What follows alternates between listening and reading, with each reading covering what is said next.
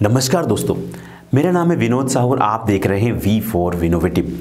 आज के इस वीडियो में हम आपको बताने जा रहे हैं पीपीएफ और ईएलएसएस के बारे में। हम आपको बता दें कि पीपीएफ और ईएलएसएस दोनों ही एक अच्छे निवेश ऑप्शन हैं। दोनों की अपनी खूबियां हैं तो साथ ही साथ कुछ कमियां भी हैं। निवेश के लिहाज से पीपीएफ को एक बेहतर ऑप्शन माना जाता है। पीपीएफ आपको टैक्स छूट का फायदा दिलाने के साथ ही कई अन्य फायदे भी देता है। वहीं शेयर बाजार में निवेश करने का सबसे आसान और सुरक्षित ऑप्शन म्यूचुअल फंड माना जाता है। टैक्स सेविंग म्यूचुअल फंड को इक्विटी लिंक्ड सेविंग स्कीम यानी कि ईएलएसएस भी कहा जाता है। ये एक तरह से डाइवर्सिफाइड इक्विटी फंड्स होते हैं और इनमें लगाया गया पैसा शेयर्स में निवेश किया जाता है। इस पर मिलने वाला रिटर्न बाजार के उतार चढ़ाव पर निर्भर रहता है। हम आपको बता दें कि आप किसी बैंक या पोस्ट ऑफिस में पीपीएफ खाता खुलवा सकते हैं। आप पीपीएफ खाता अपने या फिर किसी नाबालिग के नाम पर खुलवा सकते हैं, लेकिन नियमों के मुताबिक एक हिंदू अविभाजित परिवार यानी कि एचयूएफ के नाम पर पीपीएफ खाता नहीं खोला जा सकता। पीपीएफ में अकाउंट खोलने के लिए आपको केवल पासपोर्ट साइज के 2 फोटोग्राफ और आईडी प्रूफ यानी कि पैन कार्ड, वोटर आईडी या फिर आधार कार्ड की जरूरत होती है। आजकल कुछ प्राइवेट बैंक्स भी पीपीएफ की सुविधा प्रोवाइड करती हैं। जिस बैंक में पहले से ही आपका सेविंग अकाउंट हो वहां पीपीएफ अकाउंट खोलना ज्यादा सुविधाजनक होता है। आप मिनिमम 100 रुपए का इन्वेस्टमेंट करके अपना पीपीएफ खाता खुलवा सकते हैं। हालांकि इस खाते में आपको एक फाइनेंशियल के दौरान मिनिमम 500 रुपए जमा कराने होते हैं। वहीं इस खाते में मैक्सिमम निवेश की सीमा यानी कि इन्वेस्टमेंट की सीमा 1.5 लाख रुपए प्रति वर्ष पर ईयर तय की गई है।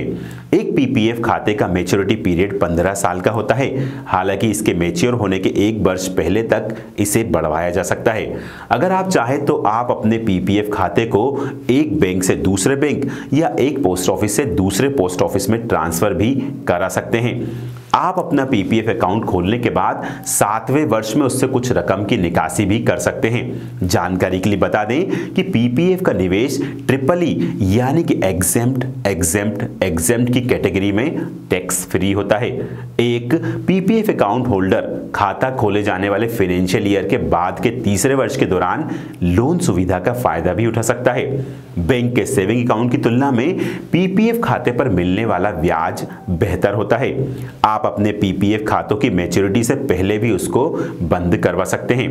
पीपीएफ की मैच्योरिटी अवधि 15 साल और यूलिप की 5 साल होती है, लेकिन ईएलएसएस में यह महज 3 साल की होती है।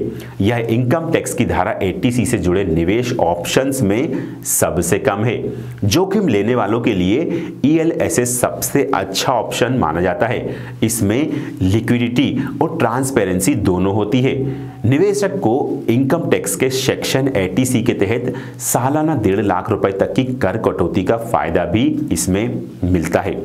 अगर आप सिस्टमेटिक तरीके से निवेश करते हैं तो आपके लिए यहां पर एसआईपी यानी कि सिस्टमेटिक इन्वेस्टमेंट प्लान का भी ऑप्शन रहता है। इसमें आप महज 500 रुपए महीने की राशि से भी निवेश शुरू कर सकते हैं। साथ ही इस पर मिलने वाला रिटर्न भी छूट के दायरे में आती है। हम आपको बता दें कि ईएलएसएस म्यूचुअल फंड का वर्गीकरण इक्विटी फंड के अंतर्गत किया गया है। 3 साल के बाद इन पर मिलने वाला रिटर्न टैक्स फ्री होता है, इसलिए रिटर्न, डिविडेंड और इन पर मिलने वाला कैपिटल गेन भी टैक्स फ्री होता है।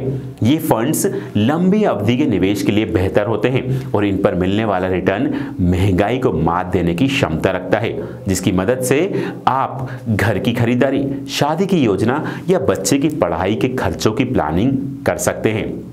हम आपको बता दें कि ईएलएसएस में फंड मैनेजमेंट फीस या एक्सपेंस रेशियो के रूप में शुल्क लगाया जाता है।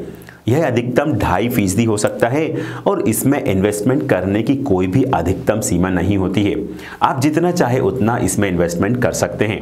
इसमें इंडिविजुअल्स और हिंदू अनडिवाइडेड फैमिली यानी कि एचयूएफ भी निवेश कर सकती हैं। इसमें मैच्योरिटी से पहले निकासी संभव नहीं है।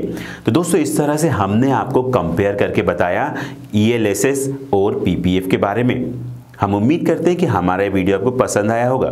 वीडियो अगर अच्छा लगा हो तो अपने दोस्तों के साथ फेसबुक और व्हाट्सएप पर ज़रूर शेयर करें। अगर अभी तक आपने V4 विनोवेटिव को सब्सक्राइब नहीं किया है तो हमारे इस चैनल को ज़रूर सब्सक्राइब करें, साथ ही साथ बेल आइकन ज़रूर दबाएं।